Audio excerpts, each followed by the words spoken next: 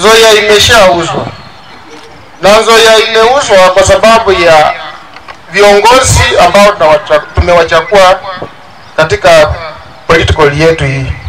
Wanafanya mikutano bila kuhusisha sisi. Tumepiga kelele lakini wanaona kama sisi hatufai.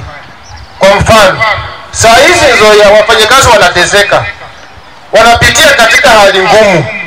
Huwezi kuona saa hizi wakitembea huko, lakini Nzoia inapokuwa katika hali nzuri, unaona magari makubwa yanaingia huko.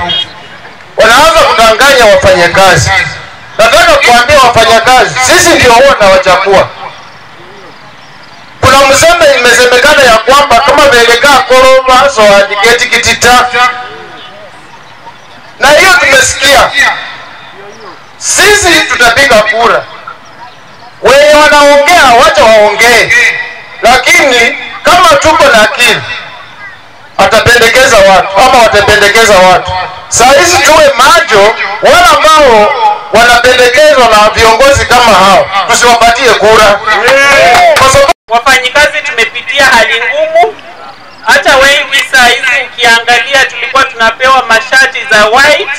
Saa hii kwa sababu hata sabuni ya kuosha ni ngumu, zimetani zimekuwa haki. So tunaomba tu ambaye anaweza sikia hii information ya kwamba wafanyikazi wa Nzoia wameteseka. Kama mimi mwakilishi wa wamama, ninasema ya kwamba mama ameteseka. Mfanyikazi wa Nzoia hajapeleka mtoto shule. Mfanyikazi wa Nzoia hata wazee wameweza kupoteza ndoa zao. Kwa nini? Kwa sababu ya njaa. Watu wameweza, wafanyikazi wengine ambao wanapata marupurupu ya kila siku like bodabodas wameweza kuchukua mabibi zao kwa sababu hawana kitu ya kutumia kwa nyumba. Naomba tu serikali, Mr. Lusaka, Honorable Lusaka, wewe ni mfanyikazi mkubwa, lakini ninajua ya kwamba saa hizi siku ya mfanyikazi hauwezi onekana. Hata saa hizi mambo ya Nzoia haiongelewi.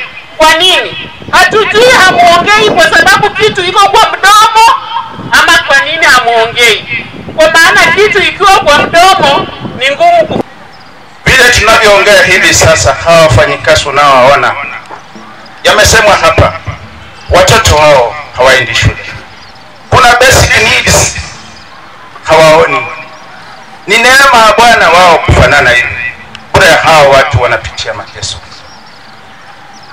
Bwana mwajiri, hatuwezi enda sana, lakini wafanyikazi kweni kia. Wakati wa kupiga kura, mpige wale watakao wajali, sio mafisi.